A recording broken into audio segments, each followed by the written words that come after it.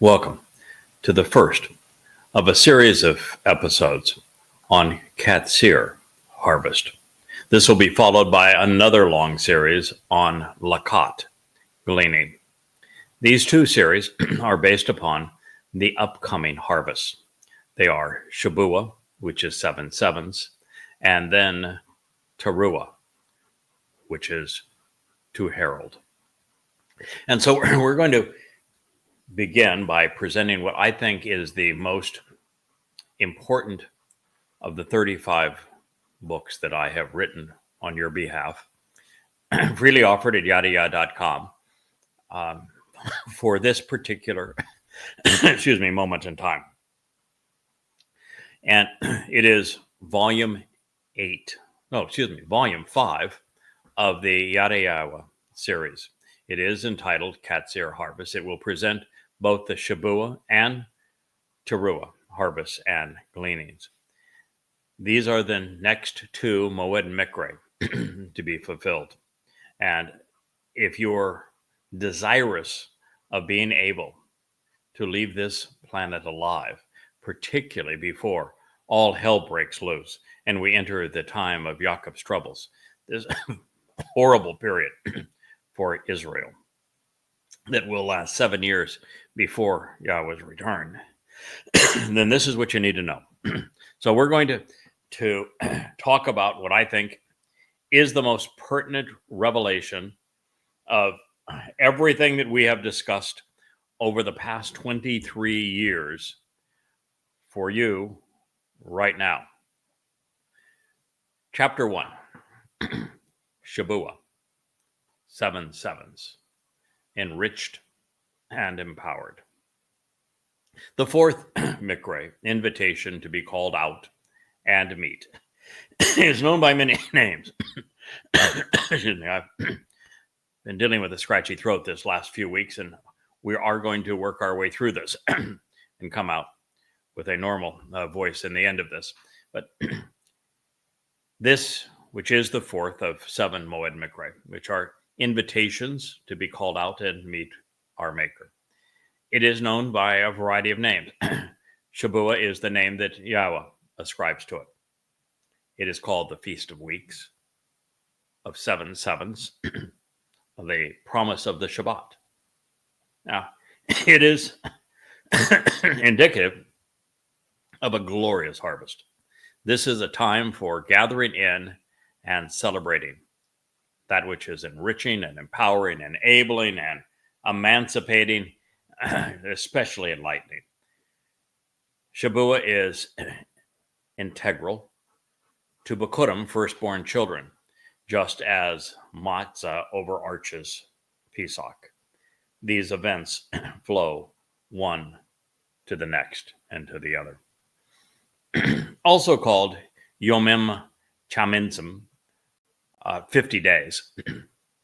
This is the only Mikre that stands apart. Just as we witness when considering the menorah, Shabua is that candle in the middle. You look at over my left shoulder, you'll see a stylized menorah, all lit up with colorful flames. That menorah, like all of them, has a center candle, and Shabua represents the candle in the middle.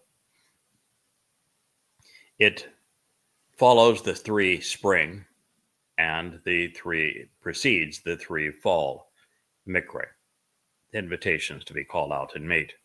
And therefore, its fulfillment was neither in the 80th Yobel year, which would be 4,000 Yah, 33 CE on our pagan calendars, nor will it occur during the 120th Yobel year, which is in year 6,000 Yah, 2033, upcoming here just 8.5 years from now.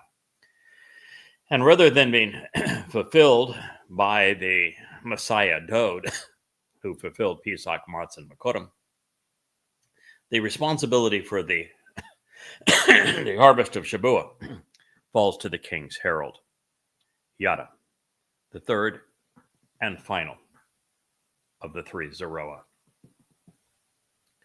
7 Shabbats is observed 7 weeks after firstborn children. That's on an annual basis. It is even presented in conjunction with it, making the two ingatherings irrevocably linked. And for the longest time, I said something which really still holds true, that Dode fulfilled the first 4 mikra. He actually did in a way, and that without him serving as the Passover lamb and carrying our guilt with him on his nefesh into Sheol on matzah, so that he could be the firstborn of firstborn children, Bokurim, Shavuot is not possible. Shavuot is only possible because of what Yahweh accomplished through Dode on these 3 days. He enabled all of this. As the final of the 3 Zeroas, I am simply a tour guide, if you will, a conductor, somebody saying, pointing the way and saying, here it is, here's how you participate, here's the timing of it, and what it represents in conjunction with everything else surrounding it. But it is Dode who deserves the credit for making it possible. 7 Shabbats is observed 7 weeks after, as I say, firstborn children. It is presented in conjunction with it, making these 2 ingatherings, because Bokurim is the first of 3 ingatherings. Bokurim is a barley harvest. It's the first crop to be prepared at the beginning of the year. Then Shavuot is of mature standing grain, and that grain is typically depicted as wheat as spring turns into summer. And then we have an olive harvest with Teruah, which is that final gleaning. So Shavuot does not exist without Bokurim. Just as I've said that Bokurim, firstborn children, is the result of Passover and unyeasted bread. Without us becoming immortal and perfect, we can't be adopted into Yahweh's family. So without them, there would be no children to bring home. Further, there is no reason for firstborn children without the benefits of the promise of 7, because it is on Pesach we become immortal. The doorway to life is open. On Matzah, Dode's soul carries our guilt into Sheol to deposit it there, so we are perfected. On Bokurim, we are adopted into the covenant family so long as we have capitalized appropriately on these first 2 Moed Mikra. And this prepares us for this final ingathering so that Yahweh can bring us home. But the timing of him bringing us home is what makes it so interesting. Now, as a result, and also relevant both here and now, the purpose of the Feast of Weeks is to equip us really to be effective witnesses for Father and Son. The Shavuot harvest is nearly upon us, so we must be productive while time permits. That is the reason why this is the series I decided to introduce after we finished that long series on Dode's song, which is the single most important thing I can share with you. In the review of the 89th Mizmor, we finished our series of In the Beginning, and we've even finished our series with a bang, I think, with a mighty crescendo. And the final episode, I think it was the 7th episode of Solving Riddles. So now we are free to pursue a new subject, and that's why I'm bringing this one to you. We don't have a lot more time. I think we have a year and a matter of 4 months until the Shavuot harvest. And we are really extrapolating the timing. As a matter of fact, almost everything that is an insight that I share throughout these presentations, throughout these books behind me, is an extrapolation from the text. And I'm so glad we had that series called Solving Puzzles, because that is the way that we go about making these conclusions. God shares an enormous amount of information. That information, and this, by the way, is Wookiee here for those who don't know, those who have been listening to shows for some time, are of course quite familiar with Wookiee. He likes to participate in these programs. But those who have been listening to these programs recognize that our job right now is to put together the whole picture that God has painted. That's why he calls it solving puzzles, so that we can then share what we learn. And I've been doing this, putting together this particular puzzle for 23 years now. And there are things like this where I'm going to share with you what I think is the timing, but it is deduced from the available evidence. So, for example, Dode told us in the form of Gabriel, transliterated to Gabriel. It's not an angel. Gabriel is identified as a man, and it means a man. Gabor and Gabar are the most capable and qualified, compassionate, and courageous man, and then of God. That particular individual is therefore Dode to David. And so David, excuse me again, Wookiee is tired of being up here on the desk with me. Say goodbye, Wookiee. Okay, bye-bye. Dode to David, as Gaborel, visited with Daniel in Babylon to tell him, actually to tell us, Daniel was only chosen because he could write, to tell us precisely when he would arrive in the second of his 3 lives to fulfill Pesach, Matzah, and Bakodim. And he provided a dating system that we'll review on one of these shows. It's one that I really enjoy because it is so precise. 600 years in advance of his arrival, he told us exactly when he was going to arrive in Jerusalem to serve as the Messiah, to be cut off but not for himself, and fulfill matzah in particular. And when we do the math, we come to matzah in year 4000 Yah, which is 33 CE. And because of that date, then we are able to recognize that being year 4000 Yah, when Dode lived his second of 3 lives. And everything that's important to God is separated by 40 Yobel. A Yobel is the time that all slaves are free, all debts are forgiven, and we return to the land. That there was exactly 40 Yobel between Abraham and Yishak, affirming the covenant relationship on Mount Moriah, where we are expressly told that Yahweh would provide the lamb. Exactly 40 Yobel thereafter, Dode now is back on Moriah serving as the Passover lamb. And when we go 40 Yobel from 33 CE, that's 2,000 years, we end up at 2033. And in 2033 is when the last 3 Moed Mikra are going to be fulfilled: Teruah, Kippurim, and Sukkah. Therefore, the one in the middle, we have to come up with the timing. During that presentation of when he was going to arrive, Dode made it very clear that it would be a 7-year period. And it was during that 7-year period that some very bad things were going to happen surrounding an exceedingly nefarious character. That character is the Torahless one. It's the corporeal manifestation of Hasatan.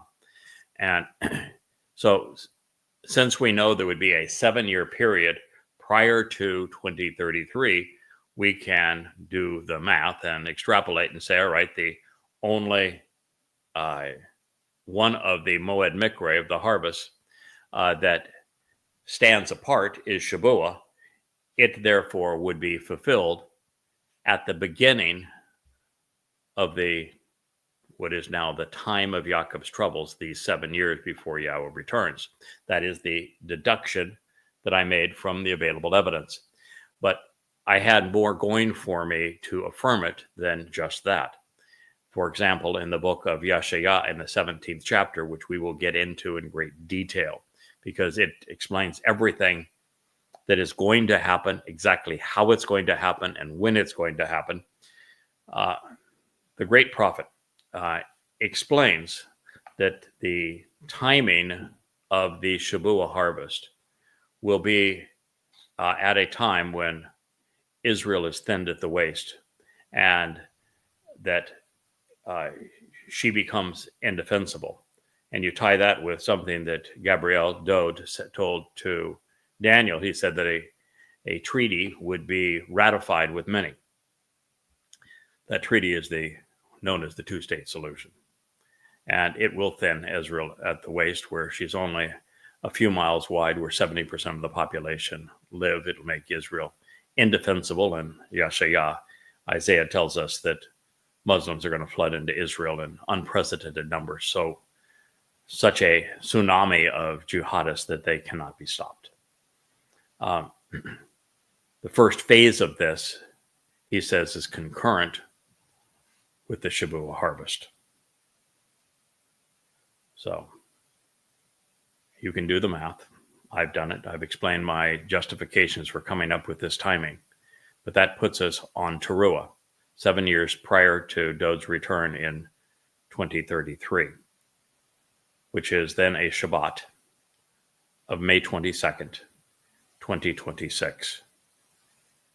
And that is when we should expect America, which Isaiah makes it very clear, giving some 20 aspects and attributes of America to condemn, to indicate that America is the country that finally sells Israel out, which means that, based upon the last election, Donald Trump is going to be the Neville Chamberlain. He's going to trade Israel for a promise of peace for Saudi Arabia to garner a Nobel Prize.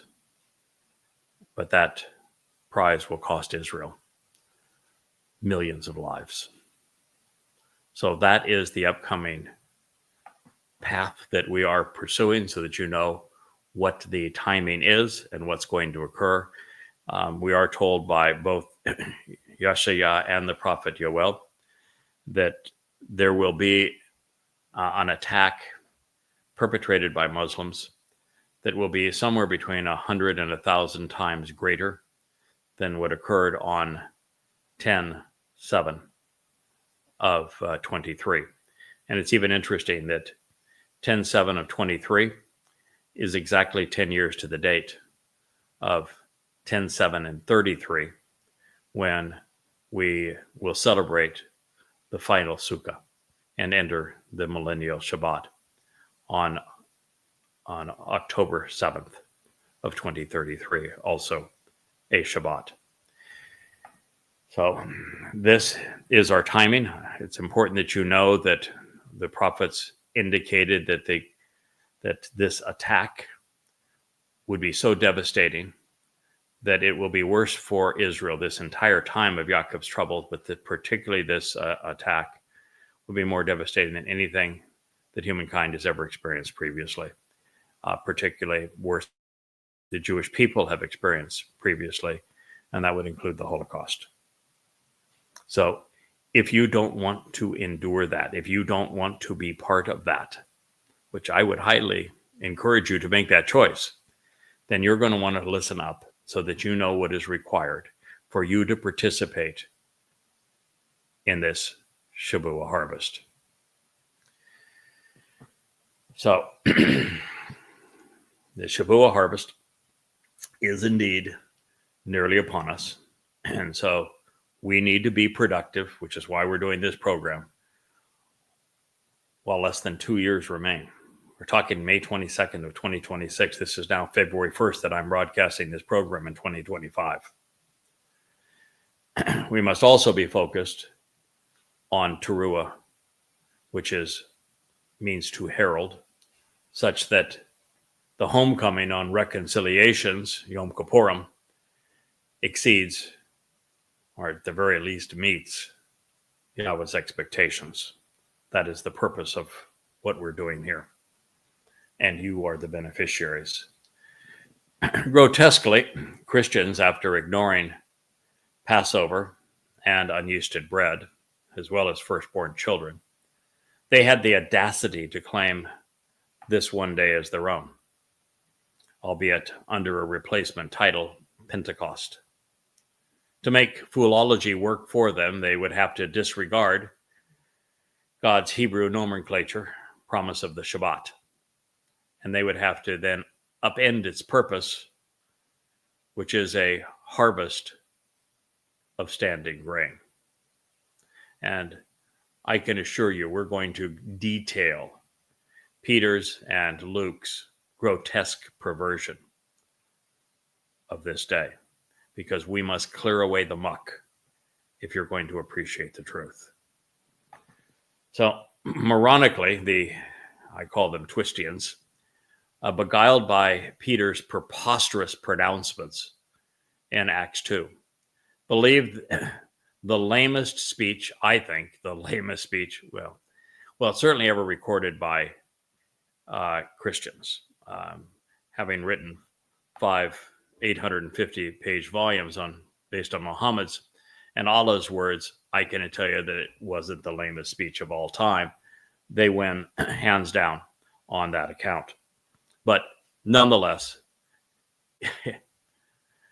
for people to carry around a Bible and say this is the inerrant word of God, when, as I will demonstrate, Acts 2 is, it's so stupid it hurts. Yet Christians would have you believe that all of that stupidity led to the birth of their church. Well, it was a lot of stupidity, and it did lead to the birth of their church, so they got that part right.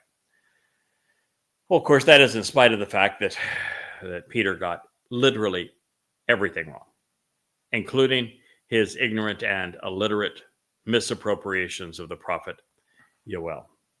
In the process of making a complete arse of himself, or fool, should you be offended my characterization of Saint Peter as an arse, he claimed that the fulfillment of Shavuot under a replacement name 2 millennia prematurely, 1993 years to be exact.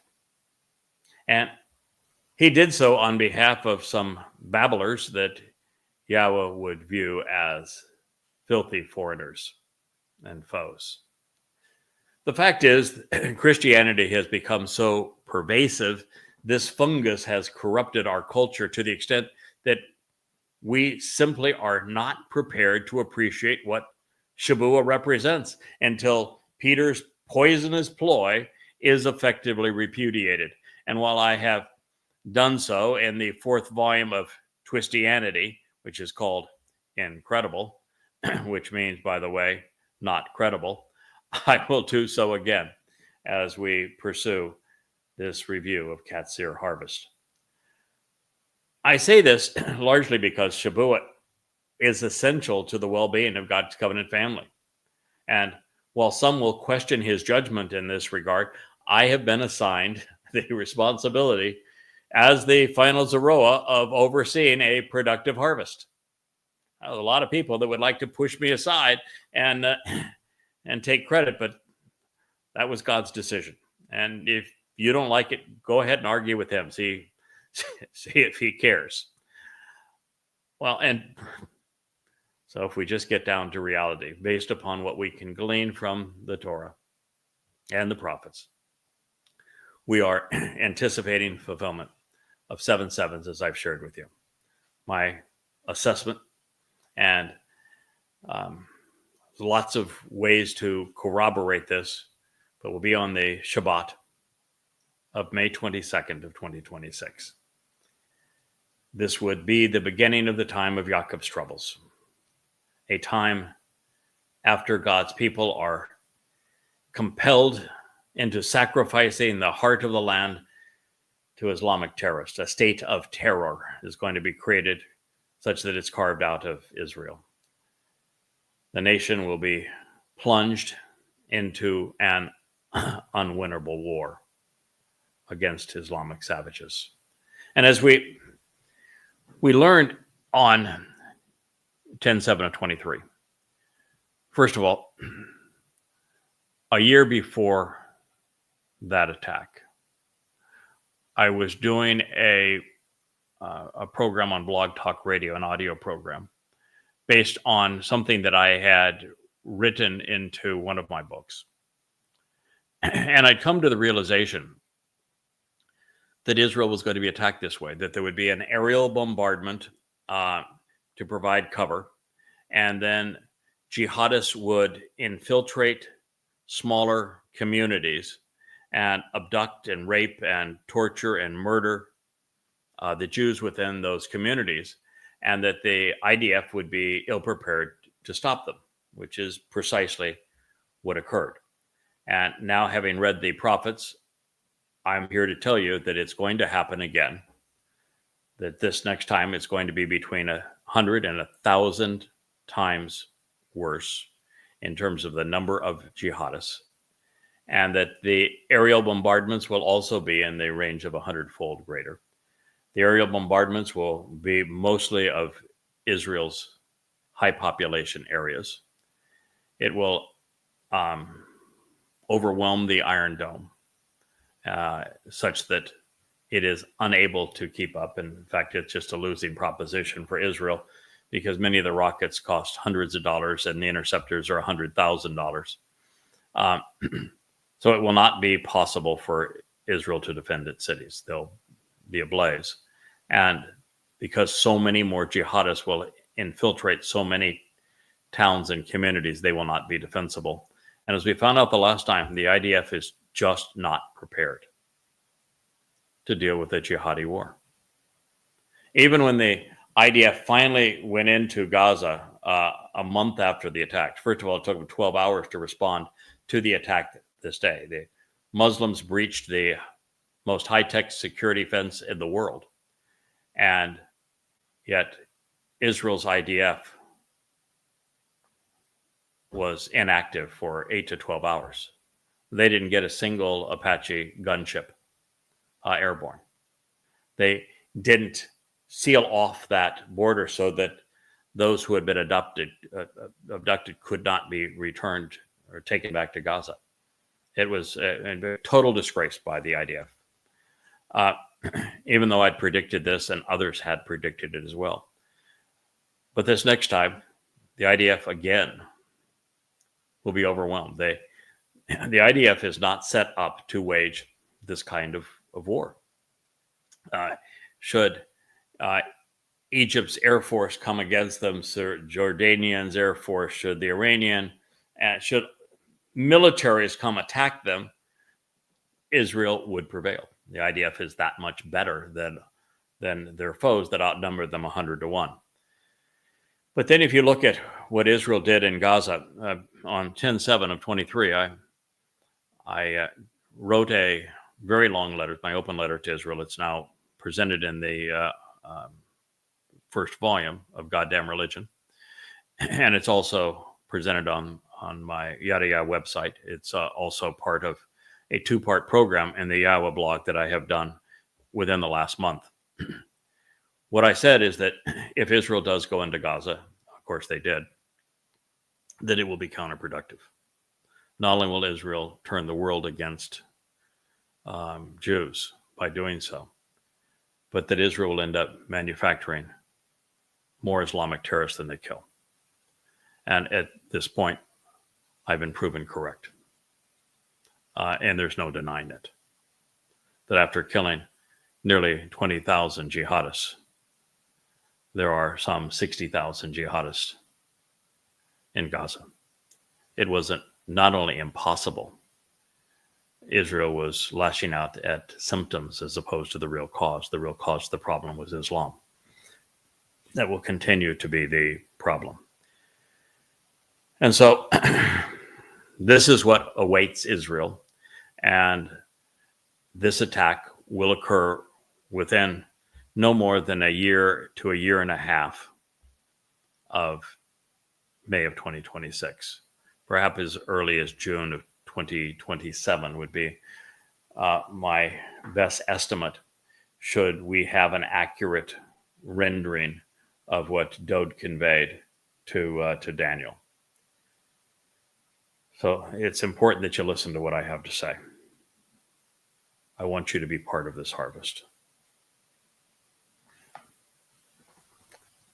The nation will be plunged into an unwinnable war and will become completely indefensible. Orthodox Jews are maybe marginally better than, I don't know better than what, but they, I guess, marginally better than Christians who have misappropriated this day to call it the birth of their church. They actually celebrate Shabbat, even though there's no V in the Hebrew language. And then the rabbis claim that it marked the time that their oral law was given to the elders, when not only is there no evidence of an oral law ever given to anyone, but the Torah specifically denounces it. There was the written Torah of Moshe, and revelation could well have coincided, and likely did coincide, with Shabuah, because Yahweh likes to foreshadow things that way. But there was definitely no oral law, no Talmud given to anyone. So this, of course, is a rather odd proposition, considering that the Talmud was comprised of rabbinical arguments, and the first of them were written 1,500 years to 2,000 years after Moshe met with Yahweh on Mount Horeb. But hey, facts have never gotten the way of a good faith. Well, it's not overtly stated. It is readily apparent that Yahweh began reciting his Torah guidance to Moshe on Mount Horeb some 7 weeks into the Yatsa Exodus on Shabuah, the promise of the Shabbat. Again, we are extrapolating from the evidence, but that's what Yahweh wants us to do. He's provided a narrative, and we can use that narrative to make informed conclusions. Therefore, the rabbis would get the timing right, but just the wrong book. But then again, to create a veneer of antiquity and authenticity for the religion, rabbis now refer to their Talmud as if it were Torah. That's a ripoff. That's a blatant counterfeit. Sadly, this rendition of replacement foolology has come at the cost of millions of Jewish souls. Also troublesome, the rabbinical position on Shabbat is that the Torah mandates a 7-week counting of the Omer, beginning on the second day of Passover, to be immediately followed by Shabbat. Now, the problem with that is that the rabbis, of course, have turned Passover into a 7-day celebration, when Passover is just the first day of Matzah. Matzah is the feast, and Passover is just the first day of Matzah. So they don't even have that right.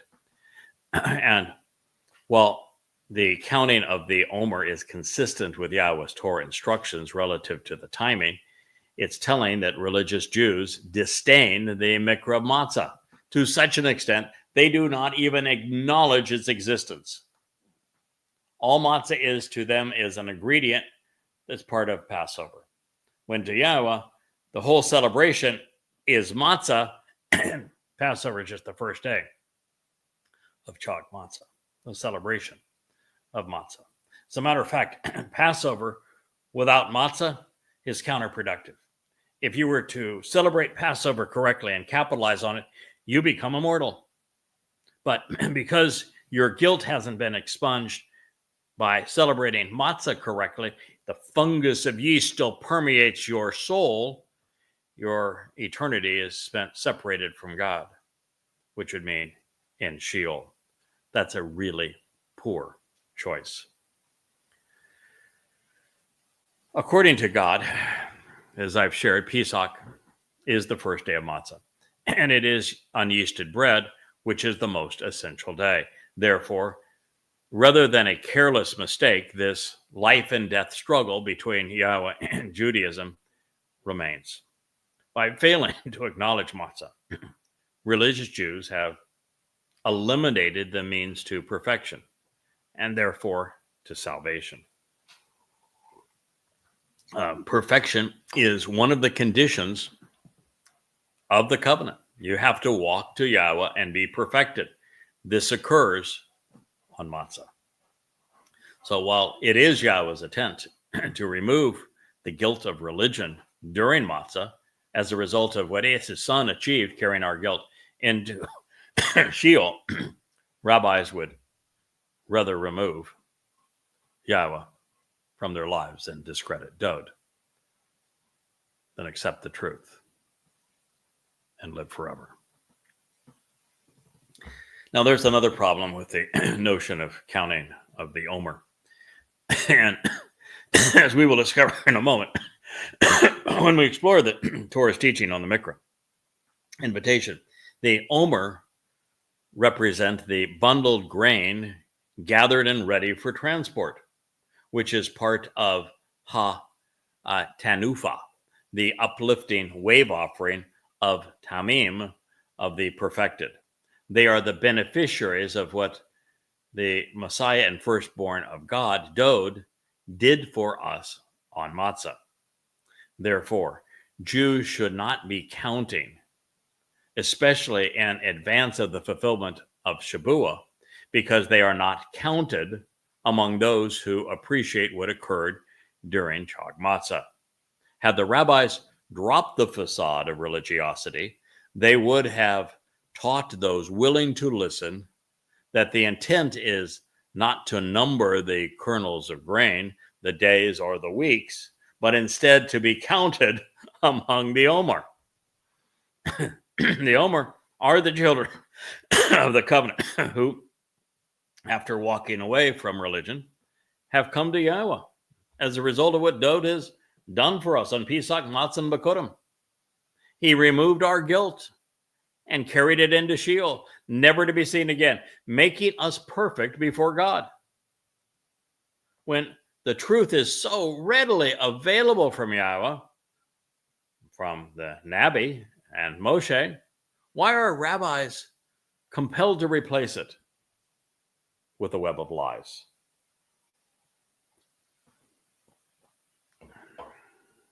The rabbinical indifference towards Chag Shabuah is evident, and the fact that it is the only feast for which they have not ordained a bevy of laws. Instead, they observe it by doing what Yahweh never requests, with prayers. It's correct. Yahweh never once asks us to pray. The reason is Yahweh would prefer us to listen. To this, they add reciting Kiddush, that is a blessing over wine for satisfaction. They read a Piyut poem, the favorite of which is Adon Olam, Eternal Lord, an ode to Ha-Satan, therefore. Obviously missing the point, they refer to this liturgy as the master of the world and the sovereign of the universe, when the purpose of Shabuah is to elevate us, not God. Nevertheless, the little ditty dates to sometime between the 11th and 14th century CE in Spain. After all, what better way to celebrate the Israeli experience with Yahweh than to have it written by those in the diaspora in the land of the Inquisition, by those who do not know him and who were insistent on erasing his name. As would be expected, there is no mention of Yahweh in the religious prose.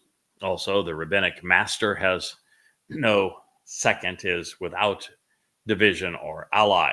This too is strange, considering that Yahweh said that he would not only work with the Malaka, if you will, the spiritual counselor's contribution throughout the Mikre. His insistence is that these days are set apart and that he is forever allied throughout them with his son, the Messiah, and the king, the foremost of the Zeroah, Dowd. And to the degree possible, he did this for the benefit of Israel. This was nevertheless a rabbinical swipe at the Christian Trinity. But alas, the rabbis have remained incapable of admitting that they were responsible for the religion that was tormenting them. And it was just the first of 4 Babylonian blunders, because the rabbis, after playing a leading role in the creation of Christianity, did the same with Judaism and Islam, as well as a more recent socialist progressive politic. It's hard to survive when the enemy resides in one mind. These Shabbat rituals rabbis now encourage include consuming dairy products with blintzes during their favorites from a menu of options. As for Yahweh's menu, however, it remains very unappealing to them. And rather than drawing inspiration from the many places in the Torah Wanabi where this harvest is explained, as we will do, the rabbis cite portions of the book of Ruth while decorating their homes and synagogues with greenery, commemorating the role of Astarte, of course, and that also Baal play in their religion.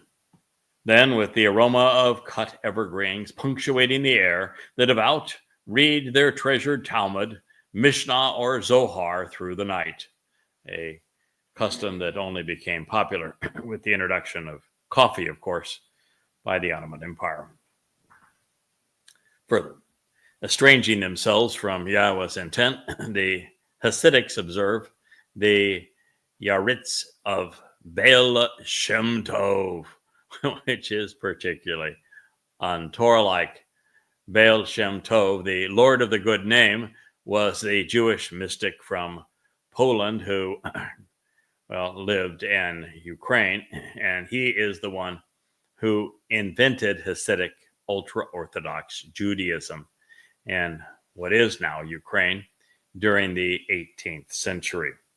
In honor of this dubious distinction, and having forsaken the means to life, it is the death of the Rabbi Israel ben Eliezer that the religious commemorate on this day instead of life with Yahweh. Yahweh therefore sees Hasidic Judaism as repulsive. This misguided mystic is the reason that religious Jews remain mired in time, unable to progress or be productive, remaining parasites in America and in Israel. The Lord of the crappy name, feel free to invent a more fitting moniker should you be offended by calling this scum what he actually represents, can ultimately be blamed for turning 2 centuries of Jews away from Yahweh, for their disgusting mourning clothes, for their black hats, and especially their round spudiks, Polish for saucer, a hat comprised of the fur of a weasel tail. Imagine that, the ass of a rodent. You go, guys. Who could be more religious than that? An ass hat. But enough of such foolish foolology. As has been our pattern, we will contemplate how Yahweh defined this mikra, consider how it should be observed, and then investigate how it will be fulfilled. Along the way, we will consider the reasons behind Yahweh's choice of title, Shabuah, of 7 sevens.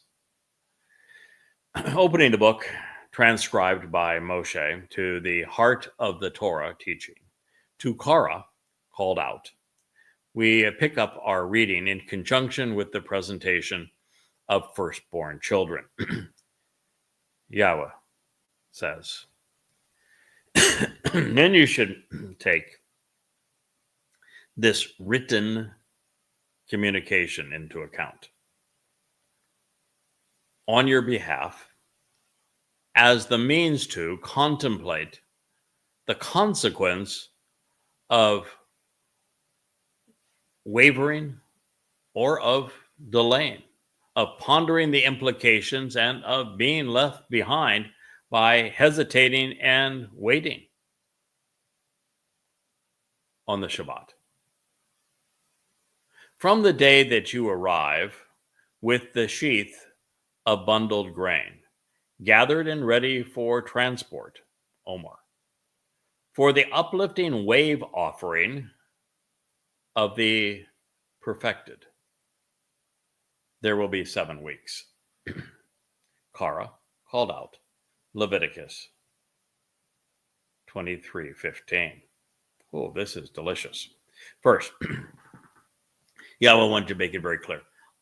There is no stinking oral law. You want to be with me. You want to be part of this ingathering. You want to enter heaven. You need to read the written Torah. I made myself clear. I'm speaking for Yahweh.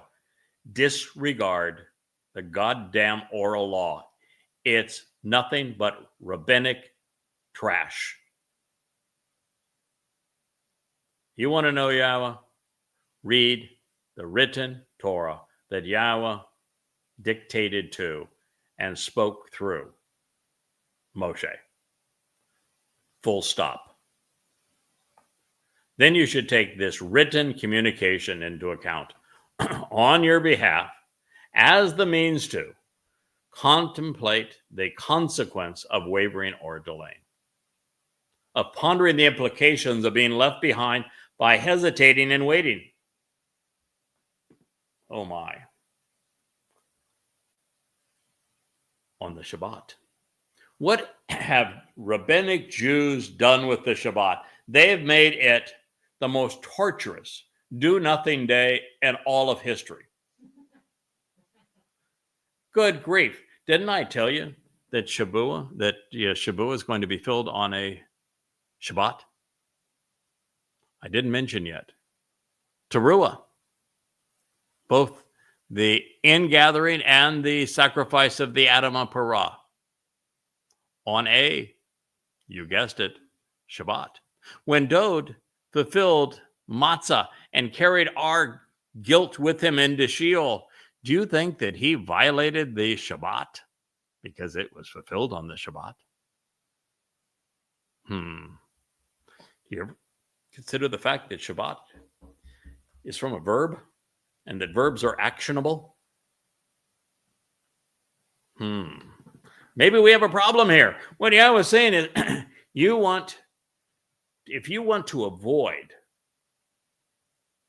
delaying, not acting, being left behind, hesitating because of religious rules on the Shabbat, the way you avoid that is reading the Torah. The Shabbat is not do-nothing day. Hey, well, it was. It's no longer the Shabbat. The sun has set on this Saturday. But we began this program very close to the time of the setting sun. It is our practice to celebrate our relationship with Yahweh on this day. That is the purpose of this day. And God just said, yeah, if you don't read my Torah, my written Torah, you're going to be left behind on the Shabbat. May I remind you again? When is the Shavuot harvest in 2026? Begins on a Friday evening and it concludes on a Saturday, just as does the Teruah harvest in 2033, just as does the celebration of the millennial Shabbat of Sukkah. Something to think about if you are Jewish. From the day that you arrive with the sheath of bundled grain, gathered and ready for transport, the Omar, for the uplifting wave offering of the perfected. So, grain is one of Yahweh's favorite metaphors. And this grain that is ready for the harvest and is bundled and ready to go would be grain, if it's barley, for Bokurim. It's a barley harvest. Happens very early in the spring because barley actually can be, first of all, it is the first grain to be ready to be harvested, but barley is unlike wheat. You can and should cut barley while it's still green and growing, and then it can mature and dry on the ground. You can't do that with wheat. Wheat has to mature first before it meets the sickle and is harvested. And therefore, you're looking at a May time frame for the wheat harvest, while March and April, which, typically is when, well, not typically, it's always when Passover, Matzah, and Bokurim would be fulfilled, because we're told that Abib is the first month of the year. Abib is defined by barley being green and still growing, receptive, if you will. And that occurs within the new reflected light on the moon's surface closest to the vernal equinox each year.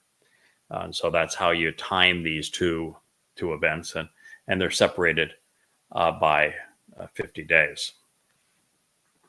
So the grain represents the souls that are prepared to be with God. They are perfected, which means that every soul that is part of the Omer has not only had the door to life open by Dod's sacrifice on Pesach, but was perfected by Dod having carried our guilt with him into Sheol, depositing it there, never to be seen again, so that we are prepared for either the Bokurim or the Shavua harvest.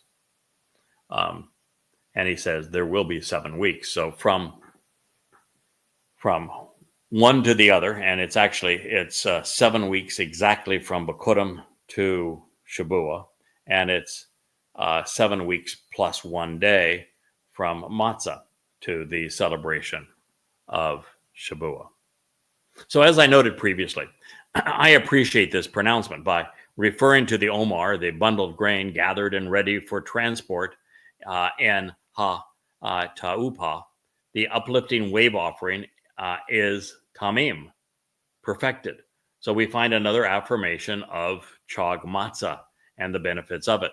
This resolution is one of that the religious have been unable to process during the 3,500 years since this declaration was shared by Moshe. Matzah, which precedes Bokurim, was conceived and fulfilled to remove the political, religious, and cultural guilt of the covenant family. The pervasive fungus that has corrupted the souls of mankind is expunged from those who avail themselves of what Dod, our Messiah, has done for us by carrying our guilt into Sheol. Now, these are the Beni of the Berith, who, after walking away from the corrosive and controlling institutions of man, have walked to Yahweh by way of what Dod has done for us on Pesach and Matzah. By removing our guilt and depositing it in Sheol, never to be seen again, the Zeroah made us perfect before God. It is long past time that God's people, Yehudim, Israelites, come to recognize, accept, and celebrate their Messiah's courage and character, his compassion for his people. Now, the timing was important, as it is throughout the Torah. God asked us to count accurately and reckon 7 weeks from the day after the Shabbat observance of unyeasted bread. This would place the timing 49 days after the wave offering during firstborn children. Now, not any day would do. We are not authorized to change the timing of God's feast to another of our own choosing. Yahweh has established a moed, a eternal witness to the annual appointment. The occasion of this Chag feast is based upon a very well-defined, repetitive pattern. Even if he does not expect much from us, there's always a reason for Yahweh's precision. 7 Shabbats. And this is interesting, of course, because Shabuah is 7 Shabbats. And how many years did I tell you that Shabuah precedes Dod's return in 2033? 7. So 7 Shabbats from the day after the special Shabbat observance of Matzah represents 50 days. Now, this annual pattern of 7 sevens plus 1 is repeated in Yahweh's presentation of the redemptive year called a Yobel by God, but errantly known as a Jubilee. Every 50 years, according to Yahweh's Yobel instructions, all debts must be forgiven. Our debts are forgiven. Actually, our debts no longer exist.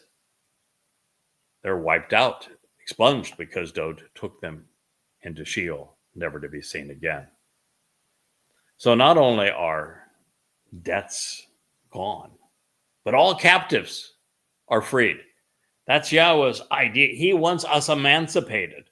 He is the one who removed his children from the tyranny and the abuse of slavery in Mitzrayim.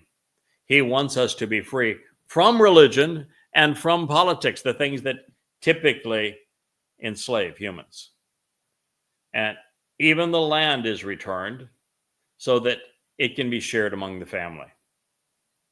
It is not a coincidence in purpose or with regard to the timing, but instead is further evidence of Yahweh's plan. All of these important fulfillments occur not only on Yobel years, but on 40 Yobel years. 40 times 50 is 2,000 years.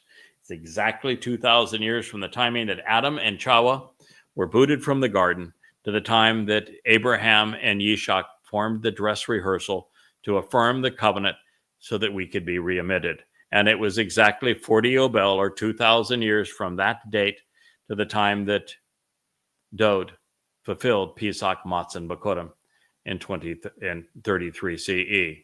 And it's exactly 40 Yobel, or 2,000 years from 33 CE to 2033, when Dod will return as king and anoint the mercy seat of the Ark of the Covenant in accordance with the Torah on Yom Kippurim, the 2nd of October, 6:22 p.m. as the sun sets in Jerusalem, 2033. So this is God's plan. You now know it. You now understand the connections and conclusions that can be made and drawn as a result of this. Now, as we shall soon discover, 7 sevens exist to emphasize all of the truths inherent in the Shabbat, which is why the word appears twice in this opening stanza. This is a time to celebrate what Yahweh has promised and what he has accomplished with his Son on our behalf. Inherent in the timing is the ever-present pattern of man, symbolized by 6, in addition to God, who is one, revealing that Yahweh's intent is for us to be together. 7. So let's be clear. The Shabbat is not do-nothing day. Shabbat is a verb, and it is actionable. And as is the case with the Shabbat of Matzah, this is the day Yahweh and Dod have done their most exemplary work. What are the chances that Yahweh and his beloved son, Dod, our Messiah, are observing the Shabbat incorrectly, and that the rabbis with 1,000 limiting rules are doing it right.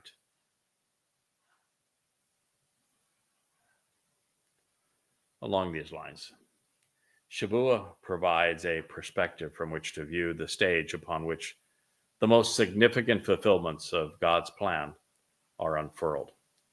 7 sevens plus 1 is central to God's provision and his timing. Everything pertinent to our reconciliation not only occurs on Yobel years, also defined as increments of 7 sevens plus 1, but specifically in intervals of 40, which commemorates the completion of a time of testing. Yobel, in other words, every 2,000 years. I'm going to go through this again because repetition is what we use to transfer information from short-term to long-term memory. Once it's filed in the long-term memory, we can make other connections to go from knowing and remembering to understanding.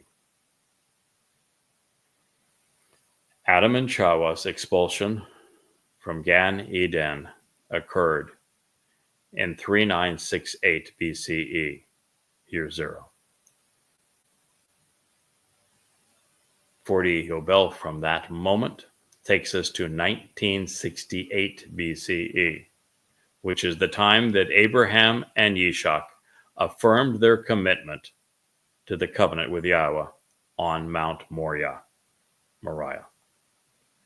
This would foreshadow what would occur on Pesach in the exact same location, exactly 40 Yobel later.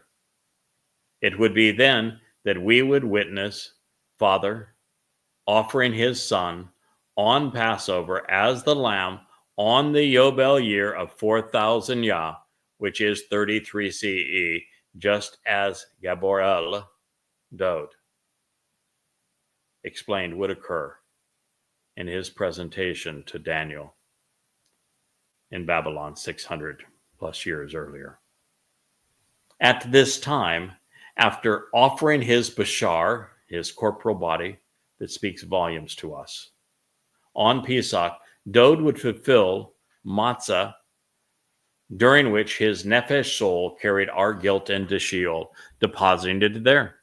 The following day, on Bakurim, Dode's nefesh and Yahweh's ruach were reunited, and the Messiah came home. This is God's story. This is how it was fulfilled. This is what they're offering to us. Now, moving forward, 40 Yobel, from the time that Dode fulfilled the first 3 Moed Mikre in 33 CE, brings us to, do the math, 2,000 plus 33 is 2033. 2033 is year 6,000 Yah, because 33 was year 4,000 Yah, because 1968 BCE was year 2,000 Yah, because 3968 was year 0 Yah. Get the picture? In other words, Maimonides lied to you. This is the last Yobel remaining within the lifetimes of those who witnessed Israel's prophetic rebirth as a nation.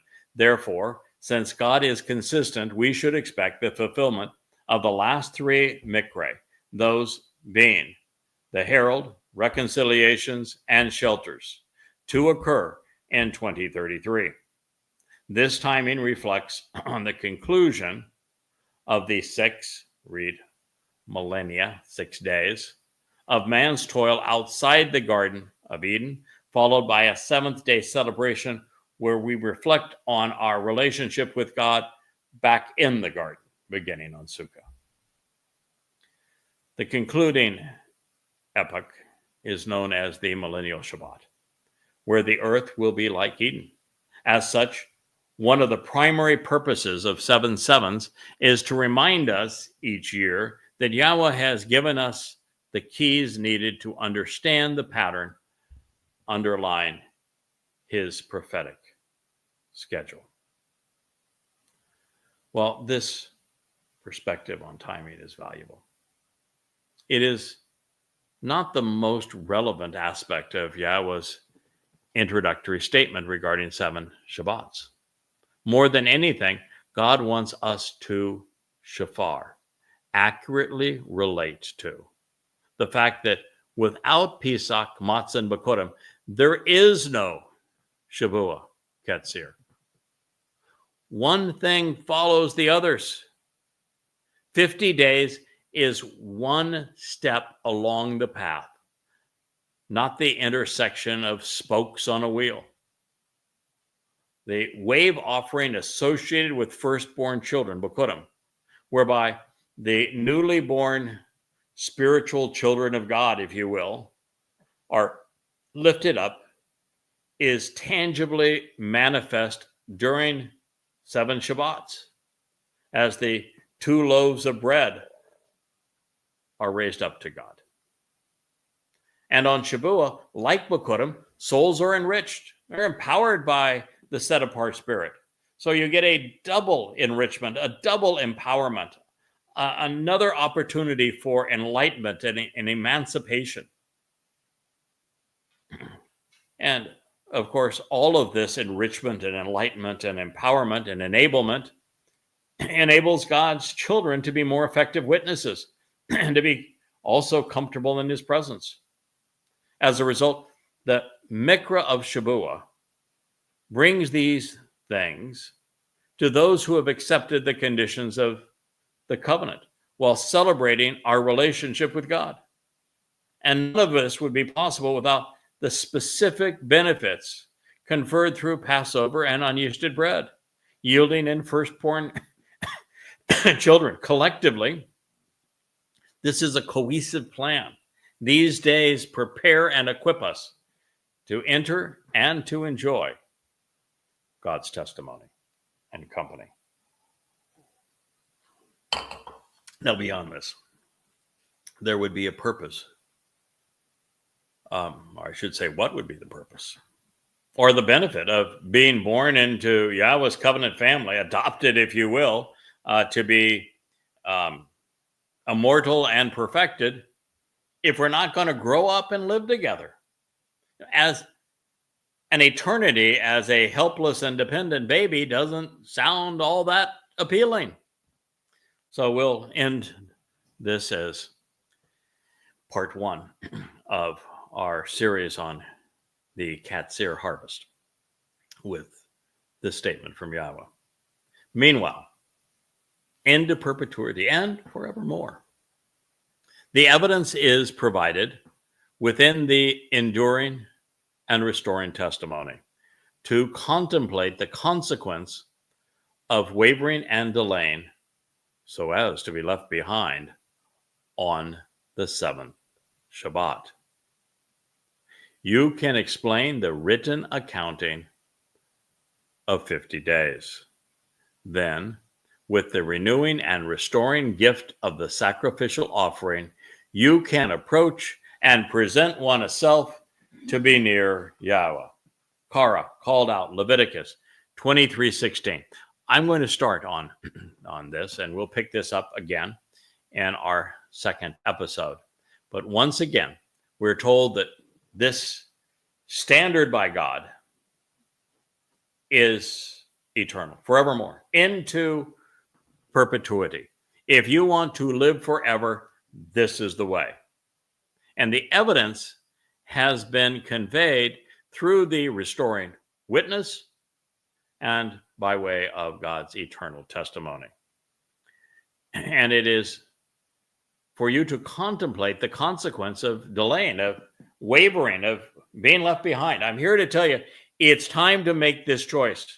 It's time to be reacquainted with Yahweh's name, to restore your relationship with your Messiah and the Son of God, your shepherd and king, Dode. It's time to return home by way of the Torah. Stop wavering. Stop with this do-nothing day. Celebrate your relationship with Yahweh. No more wavering, no more delaying, so you won't be left behind on the 7th Shabbat. Again, as a dig against the oral law, Yahweh says you can explain the written accounting of 50 days. Then, with the renewing and restoring gift, Chadash. Chadash is the very term that Yahweh uses when he explains that the covenant with Yehudah and with Yisrael is going to be renewed and restored.